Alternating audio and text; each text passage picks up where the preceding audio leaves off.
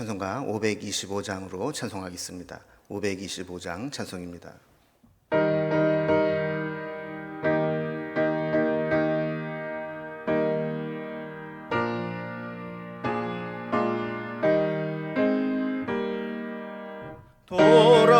돌아와 돌아와 마음이 고난이여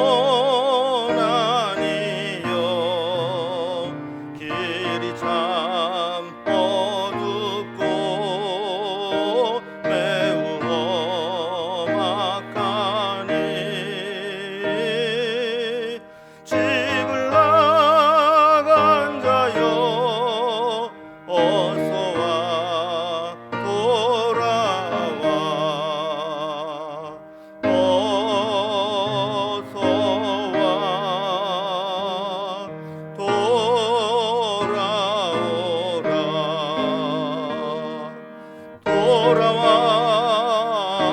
돌아와 해가 질 때까지 기다리고 계신 우리 아버지께 집을 나가니여 어서와 돌아와 어서와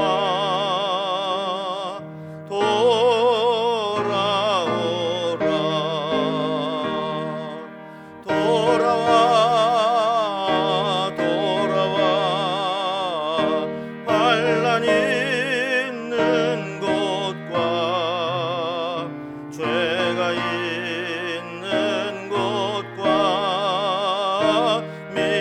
미혹받는 데서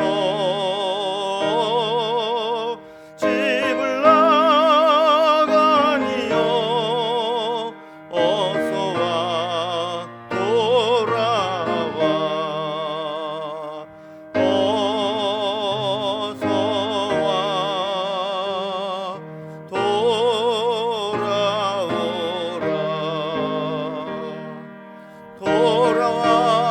어서와 돌아와 집에 돌아오라 모든 것 풍성한 아버지 집으로 집을 나가니여 어서와 돌아와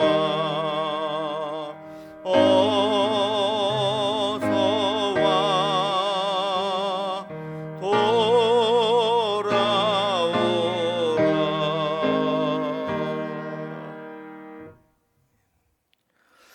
오늘 함께 나눌 하나님 말씀은 구약성경 예레미야서 13장 15절에서 27절까지 말씀입니다. 예레미야 13장 15절에서 27절까지 1071면에 있습니다. 말씀을 제가 봉독하겠습니다. 너희는 들을지어다 귀를 기울일지어다 교만하지 말지어다 여호와께서 말씀하셨습니다. 그가 어둠을 일으키시기 전 너희 발이 어두운 산에 거치기 전 너희 바라는 빛이 사망의 그늘로 변하여 침침한 어둠이 되게 하시기 전에 너희 하나님 여호와께 영광을 돌리라. 너희가 이를 듣지 아니하면 나의 심령이 너희 교만으로 말미암아 은밀한 곳에서 울 것이며 여호와의 양떼가 사로잡힘으로 말미암아 눈물을 흘려 통곡하리라. 너는 왕과 왕후에게 전하기를 스스로 낮추어 앉으라. 관 곧 영광의 면류관이 내려졌다 하라. 느겝의 성읍들이 봉쇄되어 열자가 없고 유다가 다 잡혀가되 온전히 잡혀가도다. 너는 눈을 들어 북방에서 오는 자들을 보라. 네게 맡겼던 양떼 내 아름다운 양떼는 어디 있느냐. 너희의 친구 삼았던 자를 그가 네 위에 우두머리로 세우실 때에 내가 무슨 말을 하겠느냐. 내가 고통에 사로잡힘이 산고를 겪는 여인 같지 않겠느냐. 내가 마음으로 이르기를 어찌하여 이런 일이 내게 닥쳤는고 하겠으나 내 죄악이 크므로 내 치마가 들리고 내 발 뒤꿈치가 상함이니라. 구수인이 그의 피부를 표범이 그의 반점을 변하게 할 수 있느냐? 할 수 있을진데 악에 익숙한 너희도 선을 행할 수 있으리라. 그러므로 내가 그들을 사막 바람에 불려가는 건불 같게 흩으리로다. 여호와의 말씀이니라. 이는 내 몫이요 내가 헤아려 정하여 내게 준 분깃이니 내가 나를 잊어버리고 거짓을 신뢰하는 까닭이라. 그러므로 내가 네 치마를 네 얼굴에까지 들추어서 네 수치를 드러내리라. 내가 너의 간음과 사악한 소리와 들의 작은 산 위에서 네가 행한 음란과 음행과 가증한 것을 보았노라. 화 있을진저 예루살렘이여 네가 얼마나 오랜 후에야 정결하게 되겠느냐 하시니라. 아멘. 우리가 어떤 길을 갈 때 뭔가 이게 잘못된 길을 가고 있다라고 느끼게 되면 가던 길을 빨리 멈추고 방향을 바꾸어야 합니다. 가다 보면 뭐 언젠가는 뭐 바른 길이 나오겠지 하면서 잘못된 것을 알면서도 계속 가다 보면 결국 간 것만큼 다시 돌아와야 되는 고생을 해야 되는 것이죠. 하나님은 이 예레미야를 통해서 회개하고 돌아오라는 메시지를 계속 거듭거듭 전해주셨습니다. 문제는 말씀하시는 하나님도 말씀을 전하는 예레미야도 유다가 그렇게 쉽게 돌아오지 않을 것이라는 것을 잘 알고 있습니다. 어떻게 보면 선지자는 참 안타깝죠. 이렇게 돌이키지 않을 것을 알면서도 계속 전하라는 사명을 감당해야 되는 사람입니다. 예레미야는 다시 유다의 교만과 심판을 경고하는 말씀을 전하고 결국에는 왕권이 몰락하게 될 것이며 또 하나님의 영광이 떠나가고 그들이 포로로 붙잡혀갈 것을 예고하게 됩니다. 이제 하나님이 심판을 집행하시게 되면 북방에서 적들이 몰려와서 유다 백성들은 큰 고통을 당하게 됩니다. 저들이 이런 심판을 당하는 이유는 죄를 지어서이기도 하지만 더 큰 이유는 회개하고 돌이킬 수 있는 그런 자정 능력을 상실했기 때문입니다. 이렇게 아무리 이야기를 해도 듣지 않는 강팍한 백성들에게 말씀을 전하는, 그것도 심판의 메시지를 전해야 되는 예레미야의 마음은 괴롭습니다. 오늘 본문은 그런 예레미야의 마음을 잘 표현하고 있는데 단락별로 구분을 해보면 먼저 15절에서 17절까지는 교만으로 인한 심판의 선포와 선지자의 탄원의 목소리가 기록되어 있습니다. 18절부터 21절에 보면 하나님의 심판이 임하게 될 때 왕권은 몰락하게 될 것이고 북방에서 밀려오는 바벨론으로 인해서 고통을 당하게 될 것이다 라는 것을 다시 한번 상기시킵니다. 그리고 마지막 22절에서 27절까지는 정화 능력을 잃어버리고 스스로 돌이키지 못하는 이 유다와 또 하나님의 징계가 그들에게 임하게 될 것을 말씀하는 내용으로 되어 있습니다. 먼저 첫 번째 단락을 봅니다. 교만으로 인해서 심판을 받게 될 것을 선포하고 이로 인해서 탄원하게 되는 선지자의 마음이 나오게 됩니다. 먼저 하나님은 저 유다 백성들의 교만을 지적합니다. 15절에 보면 너희는 들을지어다 귀를 기울일지어다 교만하지 말지어다 여호와의 말씀이니라 하셨습니다. 세 가지를 말씀하죠. 하나님 말씀을 들어라, 또 건성으로 넘기지 말고 귀를 기울여라, 그리고 교만하지 말아라. 교만하면 하나님 말씀에 귀를 기울이지 않습니다. 하나님 말씀을 건성으로 들어 넘기고 나면 결국 경고의 말씀을 들어도 그걸 무시하게 되고 경고를 무시하고 앞으로 가다 보면 결국에는 사고를 당하게 되는 것이죠. 그래서 하나님은 더 늦기 전에 돌이키라고 말씀하는 겁니다. 16절에 보면 그가 어둠을 일으키시기 전 너희 발이 어두운 산에 거치기 전 너희 바라는 빛이 사망의 그늘로 변하여 침침한 어둠이 되게 하시기 전에 너희 하나님 여호와께 영광을 돌리라 이렇게 말씀을 하고 있습니다. 자, 이 말씀을 잘 보면 뭐뭐 하기 전에 빛을 잃어버리기 전에 이런 말씀이 계속 반복합니다. 그러니까 지금 유다의 상황은 아직은 완전히 빛이 꺼진 게 아닙니다. 점점 어두워 가고 있긴 하지만 완전한 어둠은 아닙니다. 그러나 점점 더 어두워져 가고 있죠. 유다 백성들은 날이 밝아오기를 기대하고 있지만 지금 하나님의 시간표는 밝아지는 것이 아니라 점점 더 어두워져 가고 있습니다. 지금은 막연히 밝아오기를 기다릴 때가 아니고 더 어두워지기 전에 이만큼 빛이 있을 때 빨리 어둠의 자리에서 빠져나오는 것이 절실한 때라는 것입니다. 이 어둠은 보통 어둠이 아닙니다. 하나님의 심판으로 암흑천지가 되는 어둠입니다. 하나님의 심판이 이렇게 점점 다가오고 있는데 전혀 긴장하지도 않고 하나님 말씀을 경히 여기고 자기의 완악함으로 고집을 부리게 되는 유다 백성들을 보면 사실 예레미야는 애간장이 녹는 거죠. 저러면 안 되는데 이제 완전한 어둠이 임하고 하나님 심판이 임하는데 알면서도 어찌할 수 없는 그런 마음이 나옵니다. 그래서 17절에 보면 예레미야가 이렇게 탄식합니다. 너희가 이를 듣지 아니하면 나의 심령이 너희 교만으로 말미암아 은밀한 곳에서 울 것이며 여호와의 양떼가 사로잡힘으로 말미암아 눈물을 흘려 통곡하리라 그랬습니다. 우리가 흔히 예레미야를 눈물의 선지자라고 부릅니다. 그리고 애가를 불러서 남긴 것과 같이 여기서도 보면 그런 심판을 목전에 두고 있는 백성들을 보면서 결국 예레미야는 은밀한 곳에 가서 울 수밖에 없고 눈물을 흘려 통곡할 수밖에 없다라고 이야기를 하는 겁니다. 자, 이제 두 번째 단락을 보면 이제 하나님께서 결국 심판하시게 되는데 심판할 때 어떤 일이 일어나는가? 유다의 왕권이 완전히 몰락해 버리게 되고 또 북방에서 오는 자들에게 심판을 받게 고통을 당하게 된다는 이야기입니다. 18절 이하에 보면 왕과 그 왕후에 대한 경고의 메시지가 옵니다. 너는 왕과 왕후에게 전하기를 스스로 낮추어 앉으라. 관 곧 영광의 면류관이 내려졌다 하라. 네겝의 성읍들이 봉쇄되어 열자가 오고 유다가 다 잡혀가되 온전히 잡혀가도다 그랬습니다. 자, 남왕국 유다 말년을 보면 여호야긴과 그의 모친 느우스다가 바벨론의 포로로 끌려가는 것을 경고한 말씀입니다. 하나님은 우리가 스스로 겸비하고 스스로 겸손하게 내려올 수 있을 때 내려오지 않게 되면 하나님께서는 억지로 이끌어내려서 비참하게 만들 수 있다는 겁니다. 그래서 저들에게 억지로 비천한 자리로 낮아지기 전에 스스로 겸손하게 낮추어 앉으라고 말씀하는 겁니다. 그렇지 않으면 결국 그들에게 쓰여졌던 왕권을 상징하는 면류관이 벗겨지게 될 것이고 또 어디로 도망가려고 해도 도망갈 퇴로들이 다 막혀서 도망갈 수 없게 되겠고 결국 모든 백성들과 함께 포로로 붙잡혀가게 될 것을 경고하는 말씀이죠. 이렇게 죄에 물든 이 유다를 하나님은 심판하신다고 말씀합니다. 20절에 너는 눈을 들어 북방에서 오는 자들을 보라. 내게 맡겼던 양떼, 내 아름다운 양떼는 어디 있느냐 그랬습니다.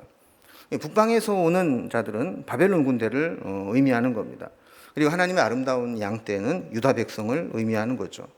그러니까 바벨론의 군대에 의해서 유다 백성들은 철저하게 유린당하게 되고 고통을 당하게 되면서 하나님께서 그들을 보살피고 있을 때 그 유다의 아름다운 모습, 아름다운 양떼와 같은 모습은 어디에서도 찾아볼 수 없게 되어서 도대체 그들이 어디 있느냐라고 찾게 된다는 거죠. 그래서 21절에 보면 너의 친구 삼았던 자를 그가 내 위에 우두머리로 세우실 때에 네가 무슨 말을 하겠느냐? 내가 고통에 사로잡힘이 산고를 겪는 여인 같지 않겠느냐 그랬습니다.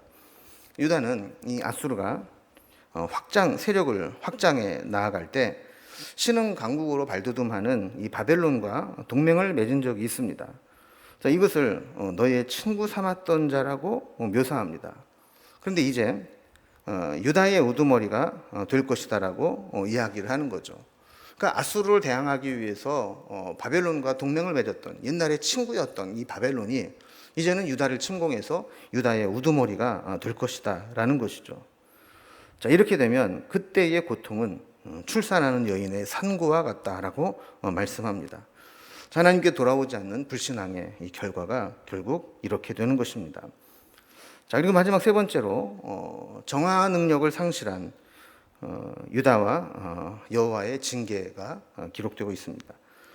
유다는 하나님의 심판을 받아서 그런 산고의 고통과 같은 고통을 당해도 이게 무슨 문제인지를 깨닫지 못하게 된다라는 것이죠. 그래서 22절에 보면 내가 마음으로 이르기를 어찌하여 이런 일이 내게 닥쳤는고 하겠으나 내 죄악이 크므로 내 치마가 들리고 내 발 뒤꿈치가 상함이니라 그랬습니다.